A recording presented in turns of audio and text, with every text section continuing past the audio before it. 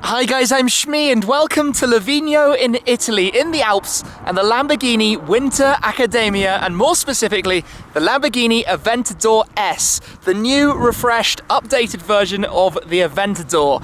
Now later on, I'm going to be driving around the track that I'm currently standing in the middle of, with a Huracan sliding around outside of us, having a bit of fun in both the Huracans and the Aventador S itself. But for now, I want to show you everything there is to know about this car, what has been updated, what has been changed, what is new and improved for the refreshed look of the Aventador, a car that has been iconic and incredibly important for Lamborghini all the way through since its introduction a few years ago. Many sold, then we had the SV, the LP750, so the standard car was the LP700. This is the LP740. It's the 740-4, still four-wheel drive, all-wheel drive, and in fact there are a lot of times the number 4 comes up to do with this car. It's got four-wheel steering, that's new for the S, the four-wheel drive system, 4 active suspension, clever suspension system, and 4 driving modes with the new Ego driving mode as well. Now, as I walk around here, because we are basically on ice, I'm doing my best possible job to be exceptionally careful so that I don't fall flat on my face. But let's sort of take a look at it and start off, I guess, around the front and what's changed, what's been updated. And immediately you might sort of notice this lower section, the lower areas, have basically been reworked to allow more airflow through the car, more sort of, I guess, specific kind of design and airflow. So you have these sort of additional vents around the side which direct air around and through to the vents at the back. That sort of brings us neatly onto this vent up top here. On the regular Aventador, it's a sort of rising vent that you basically only see coming up in really hot countries, but on here it's always open to let the airflow through. Round back, again, a few more modifications. A new exhaust system that's 20% lighter and has this sort of six-sided shape to it, with the triple exhaust in the centre. And then back here, the 6.5 litre V12. I'm going to show you that in a second as well, of course. So the key is in my pocket. I'm going to grab that out 1 second. He says, failing to find the right pocket, here we go. So, standard Aventador key, familiar Lamborghini key. Unlock the car, head inside, the doors that open up as Lambo doors should. Down here we've got the new sort of door sills which actually illuminate. Now you're not going to see that in the bright sunshine we've got going on at the moment. But then inside, mostly familiar except for the new digital displays. Full new system, fully illuminated, and I'll jump in and show you that and the driving modes in a moment. But first, let's just take a quick look at that engine bay. Because, well, it's a Lamborghini V12. It's an icon, it's an updated icon now, not an icon that's been changed. And you've even got the firing order of the different cylinders on the plaque on the back there. But that basically produces 740 horsepower, 690 newton meters. That means top speed 350 kilometers per hour, 217 miles per hour. 0 to 62 or 100 kilometers an hour is 2.9 seconds. Basically, it's very, very fast. And because it's all-wheel drive, it can even drive around on the ice and the snow. Running here on the Pirelli Soto Zero tyres, but it also comes with Soto Zero, P0 or P0 Corsa, depending on the usage of the car. So, let's come around and jump inside for a moment. Have a quick little intro to what's going on here. Being really careful not to slip because, well, as you can tell from the light, that is basically ice out there. So I'll just pop my key here for the moment. Start it up. Still got this familiar switch here. Comes into life. That's where we can see this new look display. Pull the door down so that you can hear me properly. Put my seatbelt on so we can get rid of this warning message as well. Apologies for the light. It makes it slightly hard to see the screen. But this is my first ever look at this car, so quite a fun new special machine. So, the new thing in here, the big thing that's different, is the introduction of Ego mode, the 4th driving mode. This is where you can customize and set it up basically how you want. So when you go through Strada, sort of comfort mode, Sport for the most fun, Corsa for the track times, Ego for how you want it, various things change. In particular, the distribution or potential distribution of power. So if, let's say, you start in Strada, where it's 40-60 front to rear, you can go to Sport, where it's 10 to 90, 90% to the rear, or Corsa, where it's 20-80, slightly more to the front. Sport is all about fun. Ego, you can change the powertrain settings in the system here, depending how exactly you want it set up. Say for example on the road you want it aggressive kind of driving style, steering in the sport mode, it's got dynamic steering, suspension for potholes, shall we say. So the dynamic steering again, you know, if let's say you're in strada mode, at high speed you don't want wobble room, you just want to sort of cruise gently, whereas at low speed you want it to be super light for navigation, for maneuvering. In sport you want it to be as direct as possible, so it will sort of turn the car with less turn of the steering wheel in effect. And that's obviously working with the four-wheel drive steer system, sorry, the four-wheel steer system at the rear. So if you're maneuvering slowly, the wheels will turn, if I were to do this, the front wheels are turning that way, the rear wheels will turn that way to shorten the wheelbase of the car by 50 centimeters. If you were on the motorway and you turn, or let's say on a fast track corner, you turn, the rear wheels will turn in the same direction to give you additional stability, sort of effectively creating a 70 centimeter longer wheelbase. So pretty trick bit of software. Let me show you this dashboard dial as I just go through the modes. So that's Strada, that's Sport, goes a little bit more red. That is Corsa. So you can also see we have a little representation graphic of the wheels there. And when I'm stationary, if I don't hit the camera it would help. When I'm stationary you can see that the front wheels turn, the rear wheels don't turn up to their 3-degree limit until you're actually moving.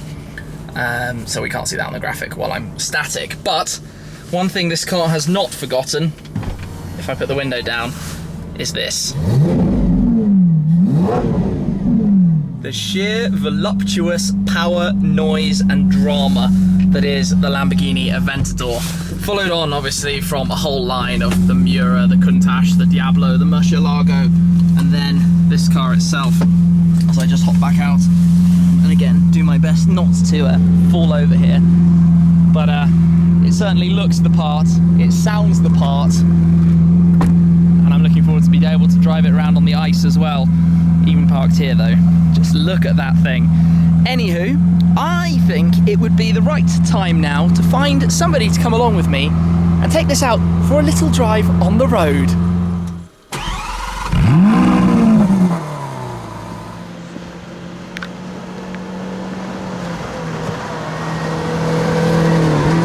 So then, on board Aventador S with Jerome Mull, factory driver. Welcome. Thank you very much. So let's talk about this. We're in sport mode. Yes, we are.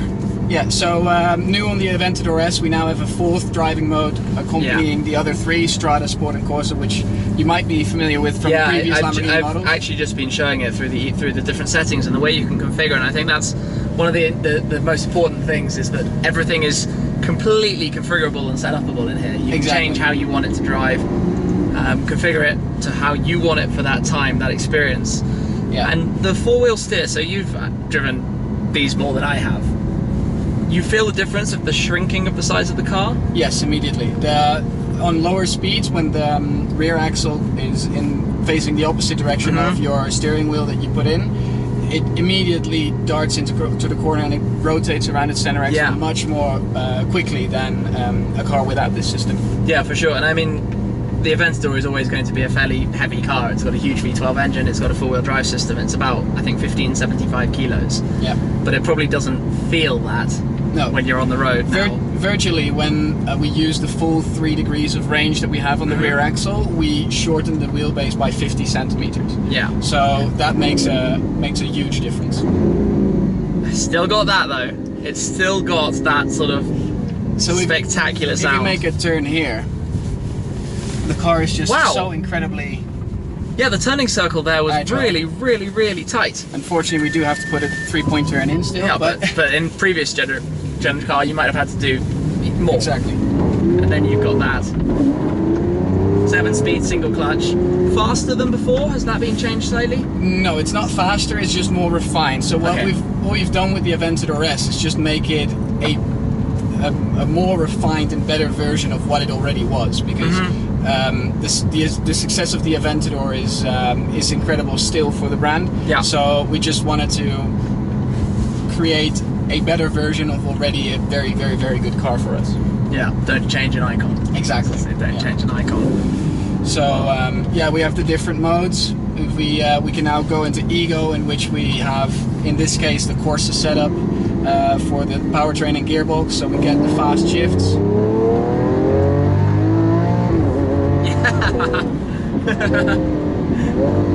But we have the comfortable ride of the suspension in Strada mode, and we have the lightness but also directness of the sport mode of the steering system at the time. Yeah. Well, I look forward to being able to drive it properly, discovering what it's all about. Yeah. Thanks for the quick run. Sure, of course. I hope you enjoy it when you get to try it yourself. Oh yeah.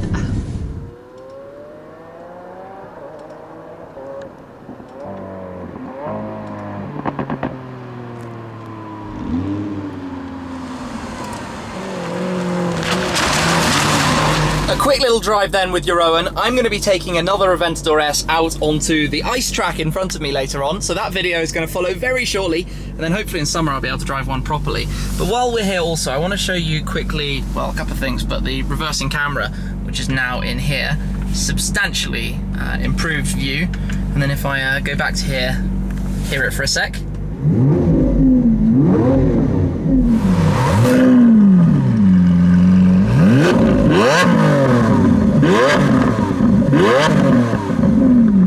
Not bad at all then, but otherwise the interior in here is sort of largely unchanged.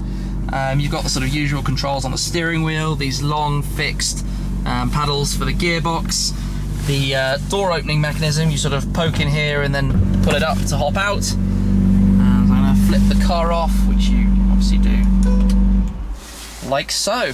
So car out of action. There's not a huge amount of space in here, tiny little bit of room behind the seats. You've got a little pouch here where we've got the key with a cigarette port. Down here, you've got the USB and Apple CarPlay functionality. There's a decent-ish glove box actually, it goes sort of really quite deep. I even managed to get some cameras in there, some of my action cams. What else do you have? SD ports and the CD slot in here. The lift system control right there. Climate control, your usual kind of entertainment that you may know or not, and then introduced from when the Roadster came in, you've got the ability to put the spoiler up and down as well back there. So let me hop out, if I can do so again. Close the door, back down. They are a solid feature.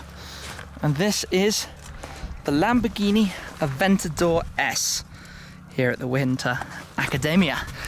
And now, it's going to be time for us to head over in the Hurricanes and the Aventador S out that way onto the ice driving course. So I hope you've enjoyed that sort of first look for me at the new car. It's just been revealed. It's going to be on display at this year's Geneva Motor Show shortly after this video. Anyway, big thanks to Lamborghini, because being here is really rather special. That's it for now though, guys. I'll catch up with you again very soon. Cheers!